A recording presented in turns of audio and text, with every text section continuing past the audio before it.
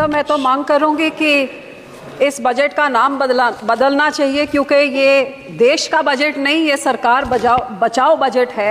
ये देश का बजट होता तो फिर देश में 28 राज्य हैं, कितनी सारी यूनियन टेरिटरीज हैं, सब मिला के तो ये तो 37 के करीब हो, लेकिन पूरे बजट में केवल 9 राज्यों का नाम था। सबसे उसमें ज़्यादा बजट तो वो 2 राज्यों को मिला जिसकी लाठी के, जिसके कंधे के सहारे में ये सरकार चल रही है। तो ये देश का बजट नहीं सर, ये सरकार बचाओ बजट था। बजट में नेचुरल कैलेमिटीज और धर्म के नाम पे भी पक्षपात किया गया है। ये तो मैं पहली बार ही देख रही हूँ। बहुत अच्छी बात कि आपने धार्मिक स्थानों को, बोध गया को, राजगीर को, जहाँ जहाँ आपने दिया, बहुत अच्छी बात है। सर, मैं तो मांग करूँगी कि इस बजट का नाम बदलना चाहिए, क्योंकि ये देश का बजट नहीं, ये सरकार बचाओ बजट है।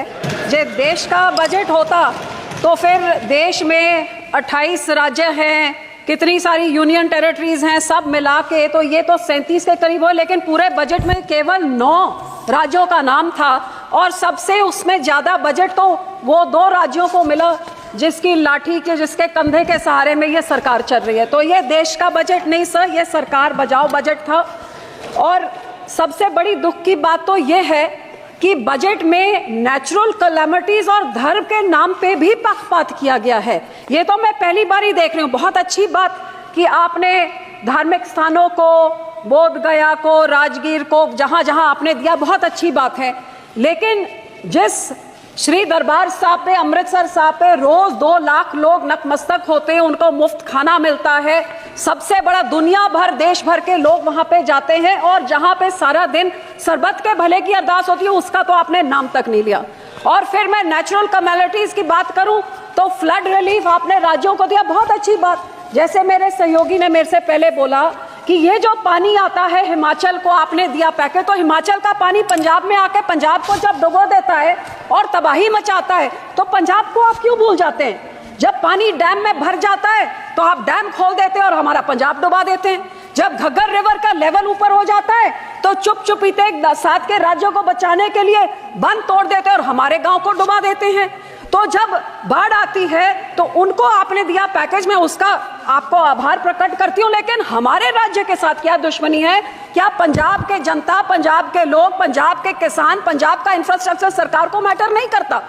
और हैरानी की बात सर, जब बाढ़ आती है तो पंजाब सफर करे, जब पानी की कमी हो जाती है तो फिर कांग्रेस हो, आम आदमी हो, भाजपा हो, सारे इकट्ठे होकर षड्यंत्र खेले कि एसवाईएल की नहर बनाइए ताकि पंजाब का पानी दूसरे राज्य को जाइए।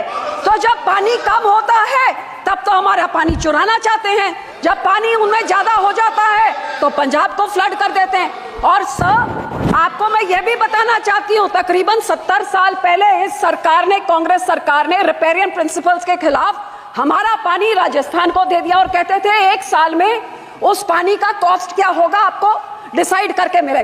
70 साल से आज तक डिसीजन नहीं हुए। तो जो पानी हमारा दूसरे राज्य को रिपेरियन प्रिंसिपल के अगेंस्ट जा रहा है, या उसको बंद किया जाए या हमें उसका पैसा दिया जाए, ये मैं आपसे आज मांग करती हूँ। सर, दूसरा मैं ये भी आपसे मांग करती हूँ कि सेंट्रल ग्राउंड वाटर जो कह रहा है कि पंजाब के सारे ब्लॉक्स क्रिटिकल हो गए हैं, हमारे वेल्स में पानी नीचे जा रहा है। आज की रिपोर्ट तो ये भी है कि टॉक्सिसिटी इतनी हाई है कि पीने लायक नहीं है। तो ये सर, हम लोग को तो मदद करनी चाहिए, और इस पूरे बजट में मदद की बात दूर, हमारा नाम तक नहीं लिया गया। हमें डिमांड करती हूँ कि पंजाब को भी दिया जाए। दूसरी सर, मैं किसानों पे आना चाहती हूँ। 4 पिलर बोले थे, युवा, महिला, गरीब, किसान। किसानों को तो मैं बोलना नहीं चाहती, जो कितने किसान खुदकुशी कर चुके हैं, शहीद हो गए हैं, आज तक धरने में बैठे हुए हैं। लेकिन जो ये किसान हकी सरकार होती जो कहती थी 2022 तक हम किसान की आय दुगनी कर देंगे, तो मुझे इतना ही समझा दे कि 2022-23 में तो एग्रीकल्चर ग्रोथ 4.7 थी, तो फिर पिछले साल 1.4 क्यों रहेगी जिनकी पॉलिसीज इतनी अच्छी है? हकीकत यह है कि किसानों के ये दुश्मन हैं, किसानों के हिमैती नहीं हैं। आज हर एक तरह से महंगाई की मार देखिए। आज जो 8 साल पहले 40 किलो का बीज का एक बैग होता था, वो 800 से 1200 होता था, 2000 हो गया। डीएपी 3 गुना बढ़ गई कीमत, पोटैश 900 से 1700, जो लेबर का कॉस्ट होता था वो भी 3 गुना हो गया। जो हार्वेस्टिंग के लिए होता था वो भी 3 गुना हो गया। जो मशीनरी की रेंटल होती थी, डीजल आपने 47 से 90 कर दिया, तो वो आप सोच ले कहां तक। सो जहां किसान को रिलीफ देनी थी उसमें रिलीफ क्या दी, मनरेगा में 0 इंक्रीज। लोग सोचते थे आप बढ़ाएंगे, अमाउंट बढ़ाएंगे, दिन बढ़ाएंगे, 0। क्रॉप इंश्योरेंस क्रीप को -2.6% उसके अमाउंट में कटौती करी। यूरिया सब्सिडी में -7.4 की कटौती। न्यूट्रिएंट बेस्ड सब्सिडी में -25% कटौती। गरीब कल्याण योजना का बजट 3.3% घटा दिया। किसान सम्मान निधि का 10% घटा दिया। 18 से 22 तक जितने फार्मर्स कवर्ड अंडर पीए फसल बीमा योजना या सबका 8-9% उनका कट गया। और पंजाब की जब मैं बात करूं तो पंजाब की बेनिफिशियरी जो पीएम किसान निधि में थे और आवास योजना 2018 से घटते ही जा रहे हैं सर।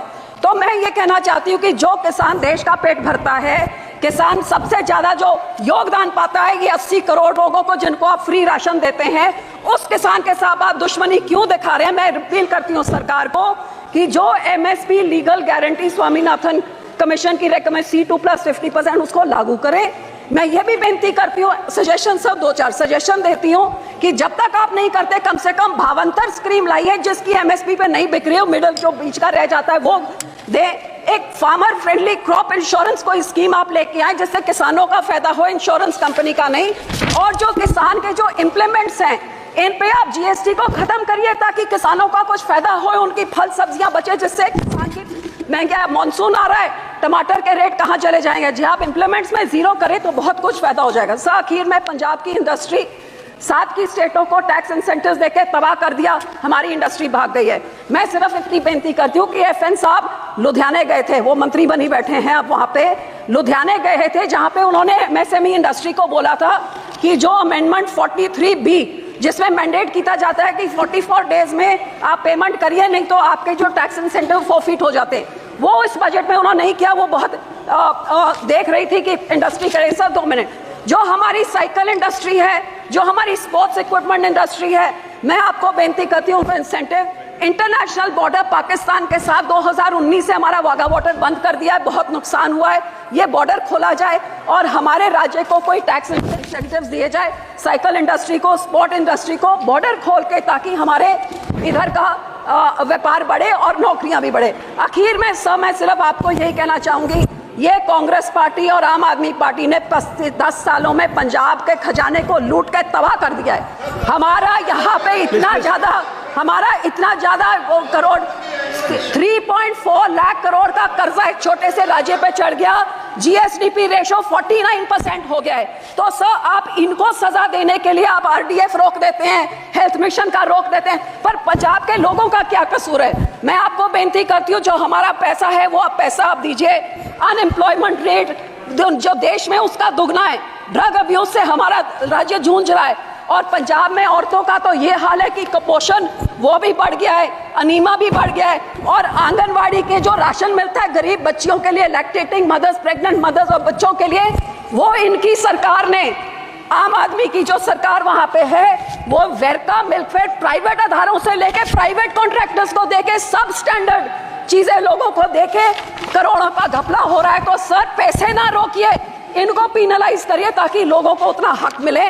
और सर आखिर में मैं यही कहूंगी कि सबसे highest population 32% SC population Punjab में है सर। सबसे बड़ा ग्रैनरी को योगदान पंजाब देता है। फ्रीडम स्ट्रगल में सबसे बड़ा योगदान हमने दिया। इस राज्य के मांगों को पूरी करके हमारे किसानों को हमारी चंडीगढ़ की राजधानी हमें दीजिए। हमारा पानी दूसरे राज्यों को जो आ रहा है उसको रोक के उसकी रॉयल्टी हमें दीजिए, नहीं तो वो सारे फैसले रिवोक करके हमारा पानी पंजाब पे रखिए। धन्यवाद जी, धन्यवाद करती हूँ। शुक्रिया।